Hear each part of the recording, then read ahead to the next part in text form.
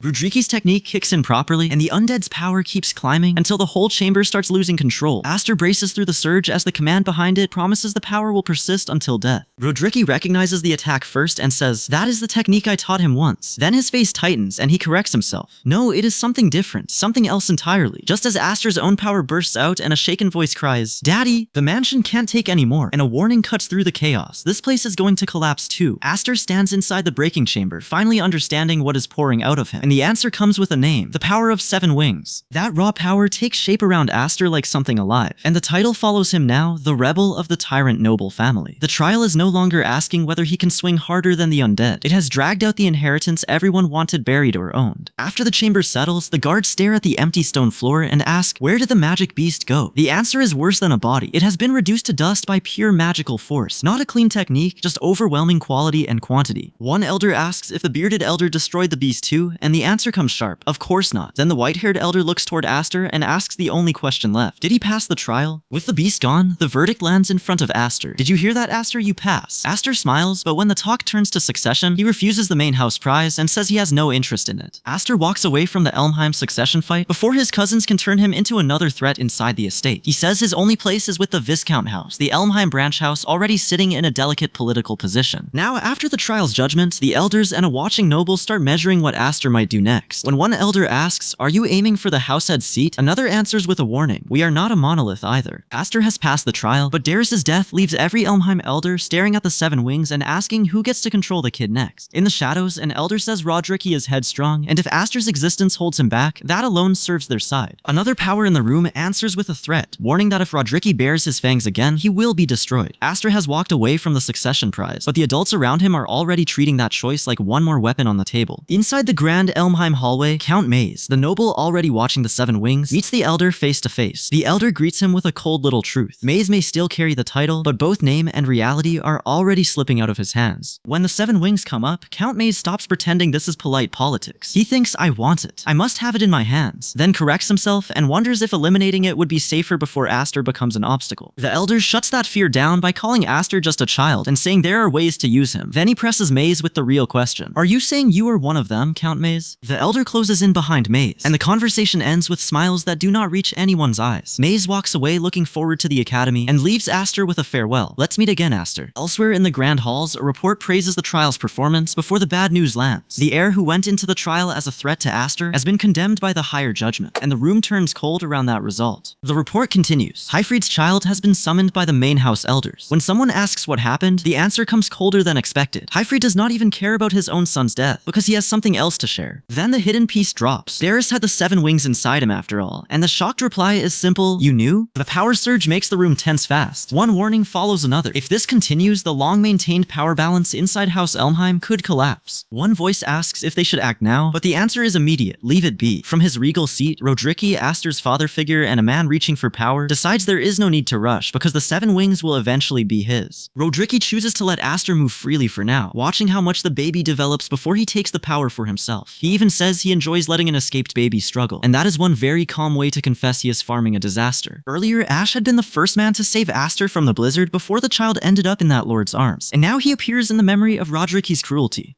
A child tied to the Seven Wings is struck down, and Ash's face says he understands exactly what kind of game Rodriki has been playing. 4 years later, that game carries Aster to Drassel Knight Academy, where the entrance exam gathers nobles, cadets, and anyone desperate enough to prove they belong. Among the applicants are Grion, an Elmheim heir tied to Aster's future danger, and Smeets, another candidate stepping into the same selection ground. At reception, the Academy's rules cut through the crowd fast. The staff orders each applicant to present a wing emblem, because Drassel Knight Academy refuses to let anyone without one slip inside by mistake. At the Academy's reception, one applicant tries to dodge the emblem check with a grin and asks, can't I just use my face as a pass? The Academy does not bend, and the strange command, summon, cuts through the gate as Aster's name hangs under the label of a rebel from a tyrant noble family. Smites, a candidate looking for an easy target, calls down to Aster and blocks him before the selection can even begin. He sizes him up and says, never seen your face, don't know which noble house you're from, but Smites points toward the Academy emblem and talks like he owns the place, telling Aster this is for the elite of elites among knights, the selection. Then he spots Aster's sword and sneers at the child-sized sword on his hip. Two watching knights recognize the routine fast, and one mutters that Smites is bullying the new guy again, but another knight looks harder at Aster and asks if Smites is really picking on the rumored Elmheim, Aster of the Seven Wings. Grion, an Elmheim heir already tied to Aster's future danger, steps in with a warm smile and calls. If it isn't cousin Aster, Aster answers him by name, and the friendly tone drops the second Grion talks about a dead relative like a problem finally removed. Grion says the dead man deserved it, grinning as he complains, just because he was 1 year older, he was always bossy and threw his weight around. Aster keeps his hand near his sword as the warning lands. You'd better not underestimate the people of the main house. The crowd feels the Elmheim name turn the air sour.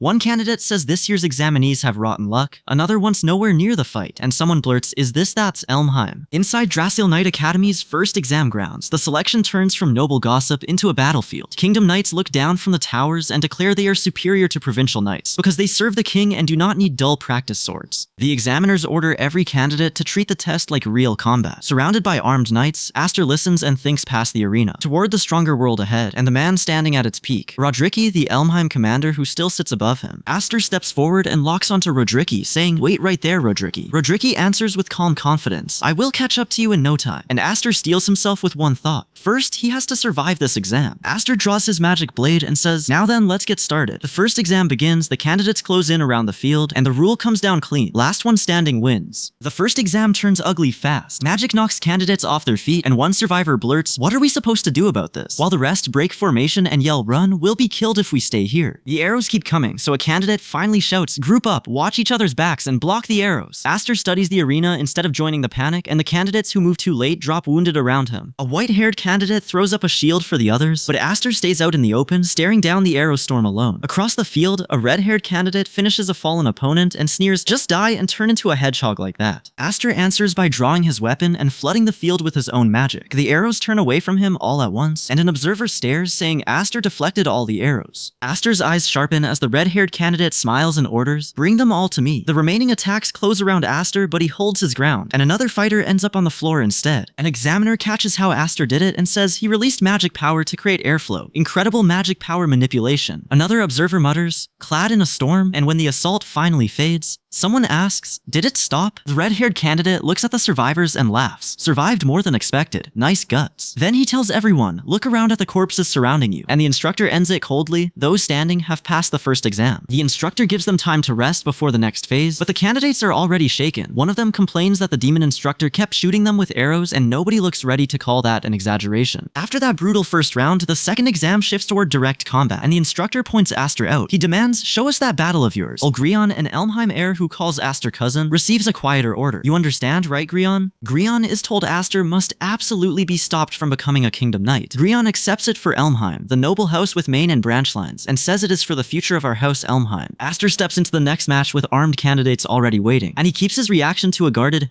Grion watches him and says, "As expected of you, cousin, you have already tamed a retainer." One candidate snaps back at Grion's retainer talk and insists, "Who is a retainer? You are the successor of Baron Smites." Aster hears the edge in that answer and thinks, somehow this is not a good atmosphere. The instructor cuts through the tension and explains the second exam. 3 teams will fight over each other's camp, and the first offensive-defensive battle begins under simple rules. Each camp has a platform, and a team occupies it by raising its own flag there. By the evening bell, the team holding 2 or more camps wins, but destroying flags is forbidden. The examiner hands out swords, then calls the team assignments. The candidates take their flags and spread out to their camps, with Aster's team already locked into the setup. The smoke signal rises, and the exam starts. Aster runs the rules through his head. 3 camps, 3 flags, and victory only comes by taking at least 1 enemy camp while keeping his own. But the other candidates are not thinking about points anymore. They whisper about House Elmheim, the noble house with main and branch lines, and one warning spreads fast. Even in an exam, pointing a sword at Grion could bring Elmheim retaliation down on their families. Because no one dares touch Elmheim, one candidate asks Aster if he is giving up and says there will be another exam. Aster does not laugh at them. He thinks, wouldn't they understand the feelings of us weaklings? As Aster moves across the field, the fear finally clicks for him. He thinks House Elmheim still feels like a tyrant to ordinary knights. Grion stands as its symbol, and from the outside, Aster looks like part of that same clan too. So the flag war turns strangely silent, with no real fighting breaking out. An observer notices the quiet, while Grion watches it unfold and says it is going exactly as predicted. Grion then turns the trap directly on Aster and orders, "I'll have you keep me company." Aster stiffens and demands, "What is the meaning of this?" Grion's subordinates gather at his command, tightening the field around Aster. Then Grion smiles and tells him, "I'll show you, cousin, the way House Elmheim fights." Fire and ruined ground swallow the scene around Grion's words, and the frozen candidates now have the picture they were afraid of. Elmheim does not need to swing first when everyone already knows what follows. Aster stares Grion down as the second exam locks into its real shape, an offensive and defensive battle where 20 candidates split into 3 teams. The rules sound simple enough: hold 2 bases when time runs out and the team wins. Across the battlefield, candidates start cutting deals instead of charging blind. One fighter snaps an alliance, and another warns him, even if you do that, only one team can win. Then Grion, Aster's Elmheim cousin and the one steering this trap, shows his hand. He says why I decided to let the main house win, and the exam stops feeling like a contest and starts feeling like a setup. From the wall, Aster demands, "What did you do to my comrades?" Grion brushes it off and walks him through the loophole. The battle only cares who holds 2 bases at the end. Grion tells Aster that even if he runs himself ragged planting flags, Grion's men can just wait, follow behind, and swap them back to red. As long as Grion keeps 2 bases, Aster's effort gets erased the second he turns away. Aster charges anyway, furious enough to try cutting through the trap by hand. Grion watches the sword come in and calls it a bluff, then knocks him back before the kid can force a real opening. Grion corners him with the cleanest threat in the exam: surrender or fight everyone gathered here at once. As Aster finally drops the sword and says, "You got me," his pride does not enjoy the meal. But Aster's surrender spreads through the field, and the candidates now see Grion's faction as the wall blocking all of them. Aster's power answers next, the 7 wings rising around him as the battlefield turns toward Grion instead of the flags. Back on the battlefield, the new fight opens with Aster slipping past a heavier attack and striking back before his opponent can pin him down. This time, he is not racing from base to base alone. Grion's side tries to crush the rally before it spreads, so Aster meets the pressure head on and forces the exchange higher. Another candidate looks down at the wreckage and can only choke out, what? Aster's 7 wings flare fully awake, and Grion's side finally stops treating his surrender like a clean win. One fighter spits, "Cool, you monster," but Aster launches anyway, and the next cry out of Grion's line is just, "Gwa." As Aster rises over the field, he remembers the first day he flew and thinks, "That sensation, I feel it precisely because I was originally wingless." Then he drops toward Grion and says, "Having wings is nice, advice, Grion. Look, that wall that seems so high is actually this low. Back in the wrecked battlefield, Aster stands through the blast and turns the pressure on the people still watching him. In the snowy forest of his memory, he sees himself cornered again, and the old voices return from above. You guys. In that memory, an Elmheim authority barks, hurry up and kill him. This is an order from House Elmheim, and the soldiers close in on fallen Aster. But Aster refuses to stay down, bursts through them, and hurls one attacker aside before they can finish the order. Still holding the small child in that memory, Aster thinks no matter how pathetic it looks, to someone like you who has everything, you probably don't understand our struggles. He does not beg Grion to understand him anymore. Back in the present fight, Aster admits, I have my own counter-arguments, but the fact that I am blessed right now is undeniable. Then he turns that blessing into a threat and declares, I will crush them. The declaration lands across the battlefield, and the brown-haired candidate freezes with, Wah? Another candidate protests, what are you saying? Do you realize what you're saying? Because Aster is no longer asking the crowd to pity him. He is asking them to move with him. One candidate spits out the problem first, flattering House Elmheim. The noble house split between main and branch lines, ends in nothing. So Aster stands alone with his sword out and forces the real choice into the open. Choose between him or me. Which Elmheim will you side with? The demand hits the other candidates hard, but one of them rushes in anyway, furious and half convinced. He warns Aster, if you raise my hopes and nothing changes, I'll seriously resent you. And Aster answers without dressing it up, yeah, I promise. That promise breaks the surrender clean in half. The candidate grabs onto him, then openly declares, I will support Aster F. Elmheim, and Grion's side loses the crowd it was counting on. One of Grion's people realizes it too late and thinks Grion's plan has crumbled. The next bodies hit the ground, and the defeated side still has enough pride left to snarl, you country bumpkin monkeys. The insult does not save him. Aster gets thrown down toward the base, crashes hard into the stone, and someone shouts, this is, as the whole exam turns on, where that fall leaves him. Back at the exam bases, the shouting turns from fighting to rules. A furious candidate protests, but the base judge lays it out. Victory condition is occupation of 2 or more bases. Aster's side points at the loophole they use. Nobody said only one team could raise a flag at a single base. When another candidate snaps, so you want us to pass everyone? Are you mocking the exam? The answer comes back simple, naturally. Bold answer. Terrible for anyone hoping the rulebook would save them. Aster stands with his allies while the officials move in, but the authority figure cuts off the candidate's outrage. He says, it is not your place to make that judgment, and the protest dies in the air. Aster presses the opening and asks the question nobody wants to answer. Then, will you disqualify us? When someone mutters, bounds, Aster keeps pushing, wondering aloud if the main house of Elmheim would stay quiet after that kind of ruling. In the formal review room, Aster's side adds that they had even been ordered to stand by, so their move was not simple chaos. One official admits that at the very least the matter is worth discussing. An older official rests a hand on a younger man's shoulder and notes that the young master finally felt like cooperating. The younger man tries to wave it off as nothing major, but the room is already watching him. With the challenge settled enough to face the candidates, Principal Mimir, the academy head running the exam, steps forward under guard. The announcement begins and he raises his voice to the gathered students. All of you, listen carefully. Aster stands under the name everyone keeps forcing onto him, the rebel of the tyrant noble family. The exam has already knocked him down once, and when he hits the floor again, even the people watching know this result did not come clean. A tall official warns Aster, be careful, but the warning lands too late to calm the room. When the brown-haired cadet snaps, that is rude. The formal review turns sharp again, and nobody gets to pretend the challenge is settled quietly. Principal Mimir faces the gathered candidates and admits the academy has never taken in this many cadets at once. Aster catches the strange weight in that answer and asks, meaning? Mimir does not soften it. He tells the new cadets to continue to work hard and prove to us that our decision was not a mistake, so their acceptance comes with a warning already attached. Then Mimir offers the formal handshake and says, congratulations on your enrollment. The candidates finally get the words they fought for. Welcome to the Drasil Kingdom Knight Academy. At the Drasil Kingdom Knight Academy grounds, the new cadets let the pressure burst out all at once with a loud bwah. Aster has made it inside the school, but the place is already watching what kind of cadet he becomes. Later in the bath, Aster lets himself breathe and says that despite everything, they managed to become cadets. Julius A. Elmheim, the Elmheim brother now entering academy life beside him, thinks about the family path ahead. 2 older sisters already graduated, and Lillian's A. Elmheim is here too. By the ornate window, Aster sits with a victory finally quiet around him. He admits he is already worried about the future because enrollment did not make the Elmheim problem disappear. Because the academy decision protects Aster for now, the anger shifts back into Elmheim itself. Helen Elmheim corners Grion, the Elmheim heir who helped kill Aster before, and says, I'm disappointed in you, Grion. Helen presses the shame harder, accusing Grion of letting enemies say they would destroy Elmheim. Grion flinches and chokes out. Insult, right before Helen strikes him and forces him to vow he will meet expectations. The older woman calls the heir useless scum like you, and the family punishment does not stop with him. An academy cadet from the same bloodline appears in the same purge as another weak heir gets dragged into the comparison. That surviving heir begs the academy cadet to spare him, but she answers with force instead of mercy. The attack throws them both down through the chaos, and he loses the room completely. Darius curses and tries to dump the blame onto someone else. He keeps ranting that everything belongs elsewhere, as if shouting ownership loud enough can save him. Outside, Grion steps back into view with a smile and and says the blame stays with me, Grion. He stands over the brown-haired male on the stone fortification and claims Grion was deceived by trash. The brown-haired male only manages a stunned huh as the aftermath catches up to him. Grion looks over what is left and calls the death inhumane, but the purge has already moved from punishment into disposal. Back at the edge of Elmheim's collapse, Aster has survived the purge, but the Seven Wings are still pulling every ambitious hand toward him. A masked figure leans into that chaos and offers salvation with a chain on it. Follow orders and I will save you. The masked figure turns that pressure onto Lillian's A. Elmheim, an Elmheim cadet caught between family and control, and tells her she should forgive him. He twists the knife softer by saying, "Your cute brother is crying and apologizing," while Julius A.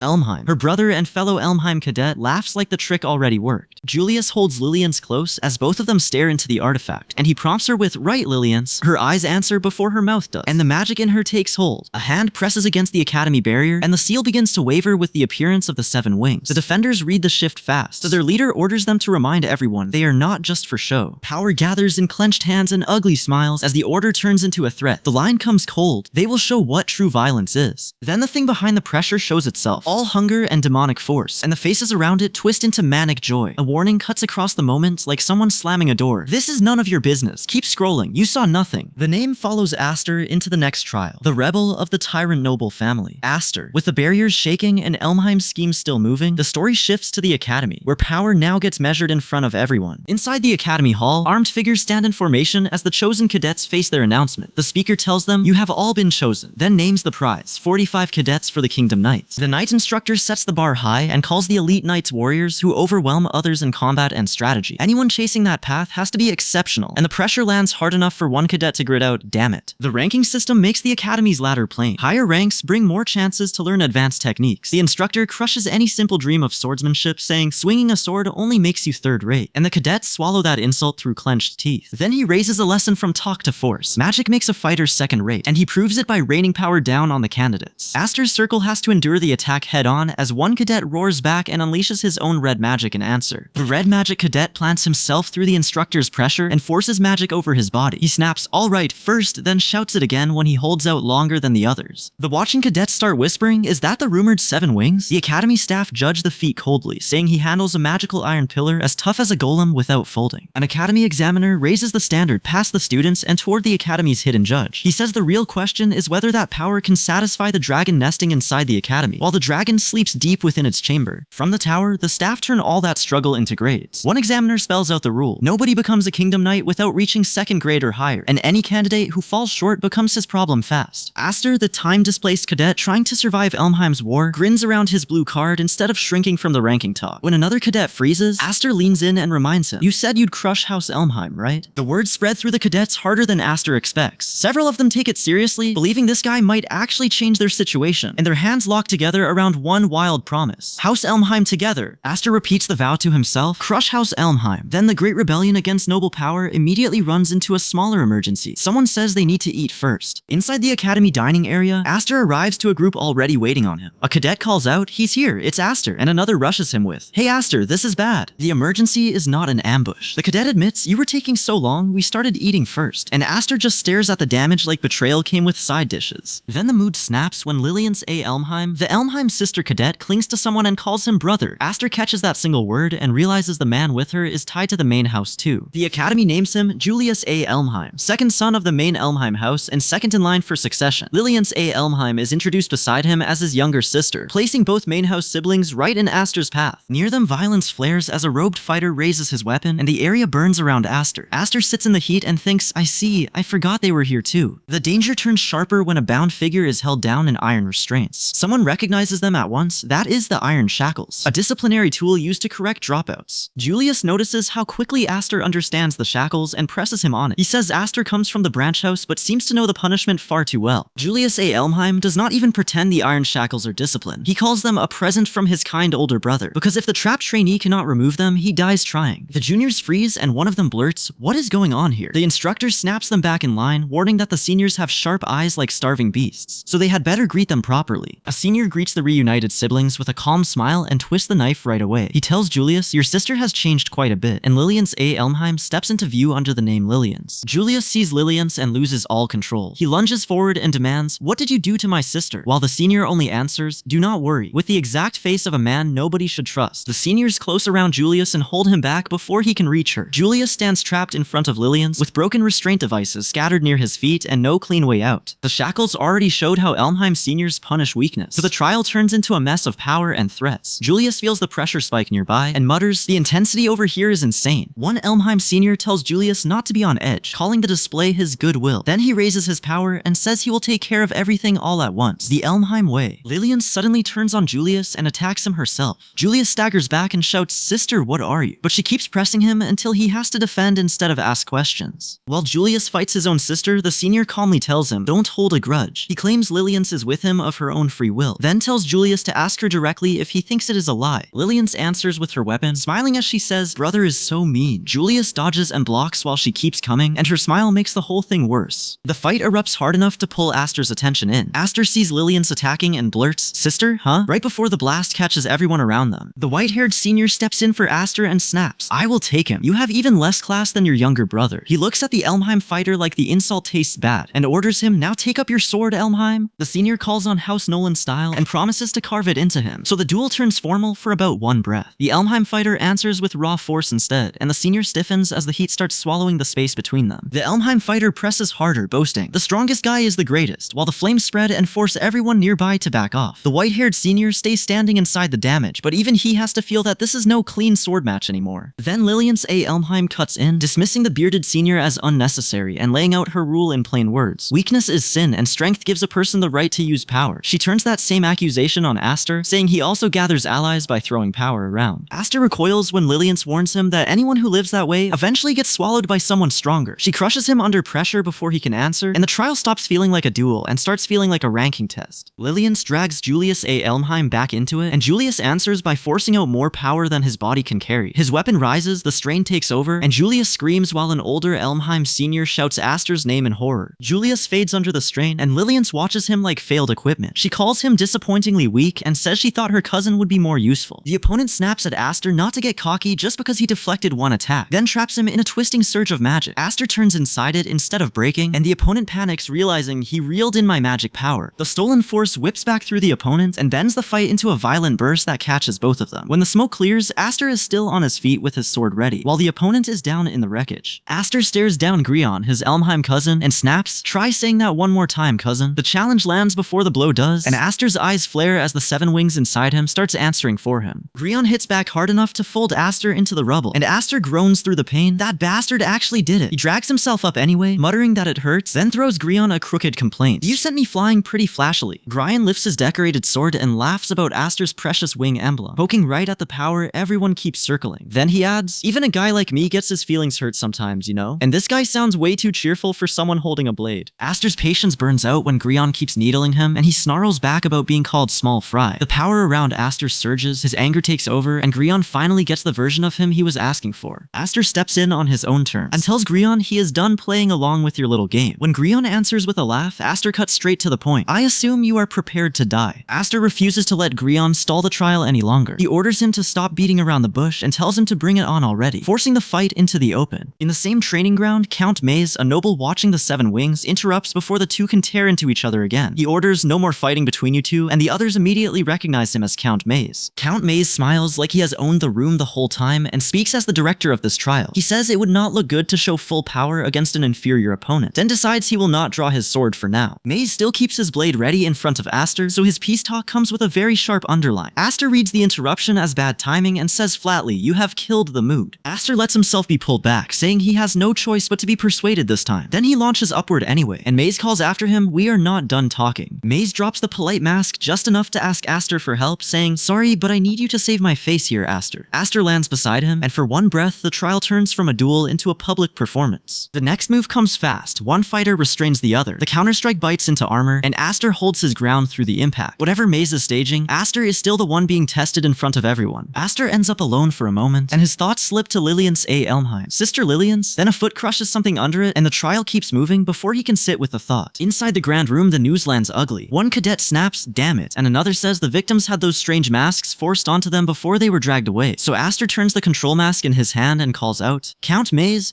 Maze looks straight at him and asks, "Isn't that right, Aster?" 4 years earlier, at Elmheim's main house, Aster remembers being summoned under the noble house that commands 12,000 knights. The old abuse comes back with the same shape, and Aster presses the academy officials with one clean accusation. So putting masks on people to control them isn't a serious problem. One academy official hides behind the school's rules and says we are a completely merit-based knight training academy to begin with. Aster hears the excuse, sees the masked face in front of him, and the old main house method is no longer buried in the past. Back in the academy crisis, Aster realizes the suspicion of rebellion has already reached his cousins. Grion, Aster's Elmheim cousin, treats the mask like punishment with benefits and says putting a collar on a rebel is a good deal. Aster adjusts the collar and bites back. "Are you a masochist?" Grion does not laugh, because to Elmheim, Aster is a thorn in the side, and he says the director and the others would be delighted to see him leashed. Grion knows Aster will not simply bow his head, so he asks, "What are you scheming?" Aster stays calm under the mask, and that calm bothers Grion more than panic would. With the mask system out in the open, the standoff turns into a bargain. Aster explains the lock plainly. The mask is sealed by magic power, and only Grion's side can unlock it. Aster points out the stupidly dangerous part of Grion's plan, and says Grion is telling him all this even though Aster could kill him at any time. Then he needles him harder. "Do you have that little confidence in your ability to tame me?" Grion's face tightens when Aster calls him cousin. He stares at Aster and thinks, this guy, because our boy is standing there collared and still negotiating like he owns the room. Grion accepts the challenge and says, "Fine, I will take you up on that." But he refuses a simple trade and raises the price himself. Grion sets the condition. Aster has to last 10 days in that armor without food or water. The room breaks at once, and Lillian's Elmheim, the Elmheim sister who became family to Aster, protests. "No, Aster, that is definitely impossible."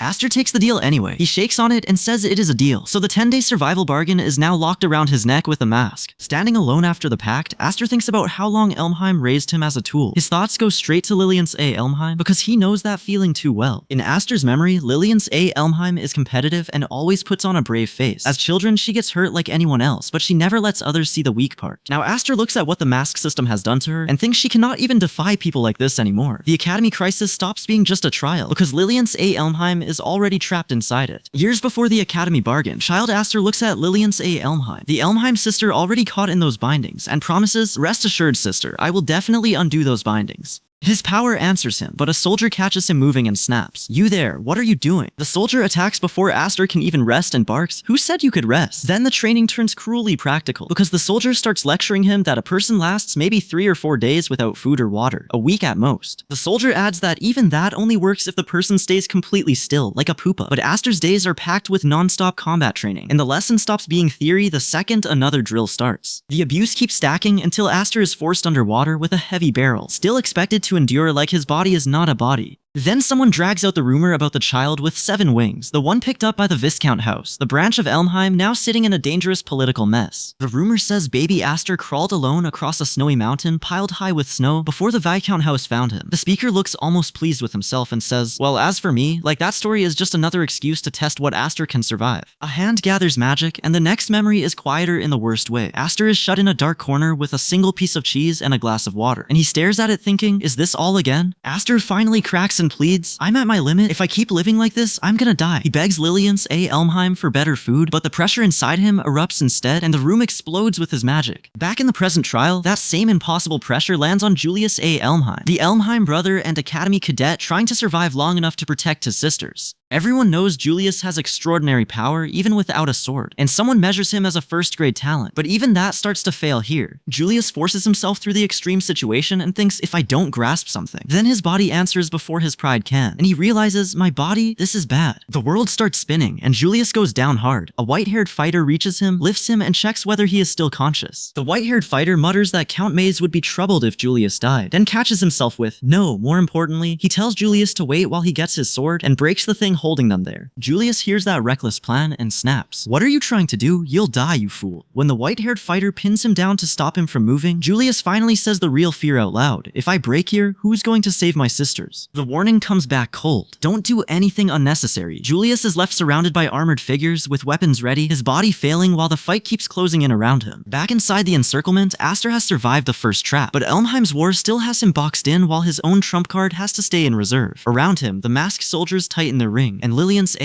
Elmheim, the Elmheim sister and academy cadet caught in this mess, grins through the chaos until one masked soldier blurts, "Lillians!" The white-haired fighter reads the room fast and says the 4th graders only came because they wanted to show off. He adds that the instructor allowed it, so the masked soldiers are not just gatecrashing anymore. They have permission to stand there and watch this turn ugly. The purple-haired soldier leans into the cruelty and mocks them with, "Please spare me." Then he settles in like a spectator and says, "So anyway, don't mind me," while the fight around Aster keeps spreading. Aster is trying to break the stalemate without burning the power he still needs for Lillian's A. Elmheim, so every exchange costs him. The masked soldier sees the plan and says, "Your plan is to crush me before the 10 days are up." His opponent sneers that telling knights not to draw swords is boring, then points to the numbers around them. Aster answers the real problem coldly. Trading blows will drain the cheap trump card they need to punch through this trap. The opponent presses him where it hurts and asks, "But for you right now, isn't that the hardest thing?" Aster does not flinch and the masked soldier snaps back, "It's your own fault." Then the white-haired fighter shouts, "Aster, dodge!" Aster takes the hit before he can fully escape it, and the attacker laughs as the blow drives him down. The impact throws our hero hard enough that the others panic, with one soldier asking, "This is bad, is he dead?" The attacker keeps his strength under control and stops short of killing Aster. He says just enough not to kill him, then orders the next soldier, "Go ahead and beat him up." The ordered soldier reveals his face and says, "I did it," as he releases the attack he has been holding back. Another soldier only manages, "Huh?" before the force swells past him and takes over the battlefield. Aster comes out of the last blast still standing, and the masked soldiers finally say his name out loud. The fight stops being a clean beatdown and turns into everyone checking how much this kid can take. The masked soldier pushes harder, but Aster cuts through the pressure and leaves him staring at his own wound. The soldier stammers, he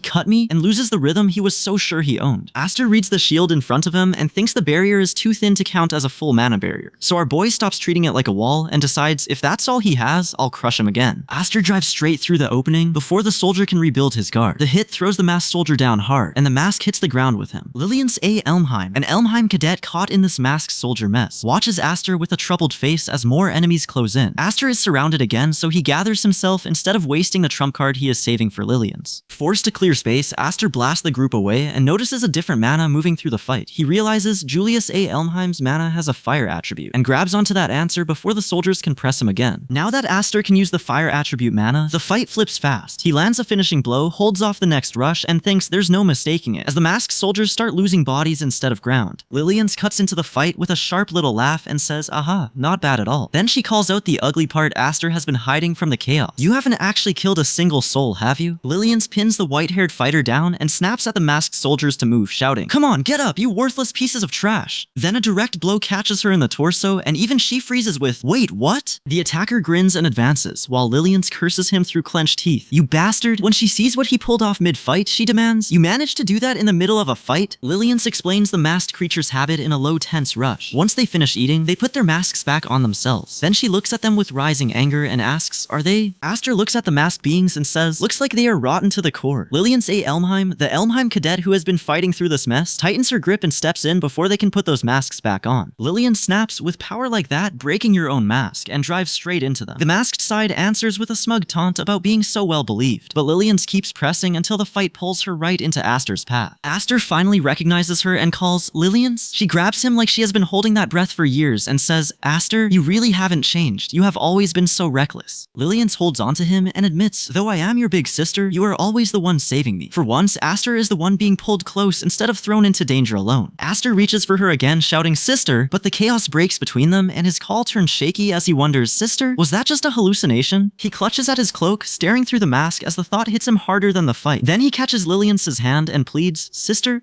don't tell me." The name following Aster now is the rebel of the tyrant noble family. He draws his blades and plants himself for the next attack, because if the war wants to turn his family into bait, he is done moving backward. Back with Lillian's, the fight shifts because she chooses to answer Aster's fear instead of letting him carry it alone. She looks at him and admits, "Even though I'm such a cowardly big sister, you tried to help me." Lillian steadies herself and writes her answer into action, but this time it's my turn to help. She steps in front of Aster and says she will protect him, just like he protected her at the sword dance festival. On the ground nearby, an injured fighter stirs when Lillian's calls out. A masked man approaches, and the air around them tightens as he recognizes who has come back into the fight. The masked man says, "It is you again, even though bedtime is soon," and lifts the wounded fighter while soldiers close in around them. The threat is no longer just the masked beings eating and hiding again. Now they are taking people in front of Aster and Lillian's. Lillian supports the injured fighter as he panics that he is going to die at this rate. Then another man rises above them, and Lillian's turns as the next attacker comes in burning for a fight. The man admits, "It pissed me off, so I bullied her a little." From the shadows, Lillian's answers coldly that she feels much better thanks to her, and she was just getting angry at him too. Julius A. Elmheim, Liliance A. Elmheim's brother and an Elmheim cadet, grits through the rescue and thinks, I should have forced my way in and saved her. If he had moved sooner, Liliance would never have had to throw herself into something this reckless. Years earlier, inside the Elmheim family's training hall, their father drills the lesson into two young knights. Listen well, you two. A knight must be able to endure any unreasonableness. He says patience, rank, and position all matter, because sometimes refusing to fight is how a mission succeeds. Even with his hand bleeding, their father keeps going, even if your body is slashed apart. When Julius asks if that means letting enemies walk all over them, his father shuts that down and tells him the point is to never lose sight of the objective or the timing. Their father asks Julius, for what purpose do you take up your sword? For what purpose do you fight? Then he gives the answer he wants Julius to carry. When the time truly comes, draw the sword without hesitation. Back in the present fight, Julius grabs Liliance and admits, I was too late. I should have done this sooner. Lilian stammers, what? But Julius has already chosen his timing, and the two Elmheim siblings strike together instead of letting the masked attacker choose the pace. Julius and Liliance force the attacker back, and the rescue finally turns from panic into a counterattack. The masked fighter is blasted down hard enough to cry out, and for one breath, Elmheim blood is not the thing being hunted. The masked entity answers by shielding his ally and snarling, eradicate them? Then the order gets uglier. Eradicate them, every last drop of Elmheim blood. Kill them all. Someone fights the command from inside the chaos and chokes out, no, Aster. The memory hits like an old wound, and Aster, feeling the magic swell, thinks, this magic power, don't tell me. As the power slips loose, the question lands fast. Did it go out of control? Aster rushes toward it with his own name being called, but the fight has already dragged him into the center. Aster cuts down his opponent, but the Seven Wings power surges through him instead of stopping with the strike. The burst swallows the area, and the people nearby can only recoil as it keeps growing. The masked brother fires back with his own winged power, and the blast tears toward the blonde fighter while someone screams, brother. Then the truth clicks into place, so this is Seven Wings, I see. The masked brother stares at Aster's power and sneers. I see, it makes sense why the old farts took a liking to you. He finally understands what the elders wanted from Aster, and he hates him for having it. Julius A. Elmheim, the masked Elmheim brother, needles Aster right where it hurts and asks, wasn't the whole reason you endured everything until now to save your little friends? Aster has no clean answer before Julius drives the fight back into him. The collision throws both of them apart, and the blast knocks nearby allies off their feet. Julius gets up first and mocks Aster's silence, asking, have you forgotten how to speak? Aster finally answers while rushing him down. Well, I was just thinking that I'd have to crush you directly myself anyway. He calls their unfinished fight back to life and forces Julius to meet him head on. Aster lets the Seven Wings flare again, and the battlefield names him for what he is becoming. Aster, the rebel of the tyrant noble family. The power erupts around him hard enough that even the soldiers nearby brace like they are about to be swept in. One watcher stares at Julius and blurts, why is he in that state? Julius answers by pushing his own wing emblem to match Aster, and the soldiers realize this is what two wing holders look like when neither one is holding back. Aster takes the hit and grits out a pained sound, but he keeps pressing because Julius is still trying to overwhelm him through raw Elmheim blood. The backlash tears through both of them, and Julius's power keeps rising instead of settling. Aster catches Julius's intent and snaps. Are you trying to strip away my magic power with that again? Like I'd ever allow you the time? He cuts into the attempt before Julius can drain him clean. Liliance A. Elmheim, Julius's sister and an Elmheim cadet, panics when Aster's magic keeps growing and warns him, brother, be careful, his magic power is strong. Julius is already inside the fire before he can pull away. Julius looks down and realizes the flames are climbing up his body. He fights through the vortex and dodges the falling bursts. But Aster catches the trick and asks, you can cut your own magic power? Aster catches Julius A. Elmheim's trick and gives him the credit straight to his face. Slash attribute magic is rare. You're pulling off tricky stunts. But Aster steps through the flames anyway and warns him, my magic power is not just hot. Then he admits the ugly part himself. My magic power is not enough to win. Julius freezes at that because Aster is not talking like someone relying on talent anymore. The fire keeps forcing Julius back, and Aster sets the condition in plain words. He can stay standing only if his body keeps paying for it. Liliance A. Elmheim watches Aster fight through his own damage and mutters that fighting while hurting himself is gross. Fair reaction, honestly. 7 years earlier, the last time Aster lost control, this same kind of power nearly swallowed him whole. Back then, Aster was still inexperienced, and one mistake left him weakened, bound, and trapped inside the aftermath of his own eruption. Back in the present fight, Julius screams as Aster's self-burning assault keeps coming. Kudo, Aster's sister, cuts through the noise with the question he keeps dodging. Why do you always try to point all blame at yourself like that? That question lands too late to stop the fall. Aster is slammed down hard, left wounded on the floor, and for a moment, even his silence sounds beaten. Julius looks at Aster and, despite himself, says this opponent makes him want to praise him. Then his anger wins out, and he growls, but die already. Seeing an annoying guy like you pisses me off. Julius calls down every weapon he can control and drives them into Aster Aster before he can rise. Aster is left hanging in the attack, pinned in place as Julius tries to end the fight right there. Then Julius realizes his arm will not answer him. Aster's 7 wings power rises out of the damage, fully awakening as he channels a massive surge and takes the fight back into his own hands. Aster drops back into the fight with the 7 wings fully awake, and Julius has no room left to command the battlefield. Desperate to finish it before Julius can move again, Aster pours everything downward in one final attack. Julius takes the full hit and comes out bleeding, his body finally paying for the power he tried to force over Aster. For the first time in this fight, Aster is not the one pinned in place. But the battle does not end with Julius falling. A darker authority rises behind him, and a sword-bearing demon steps forward as the word MON breaks through the chaos.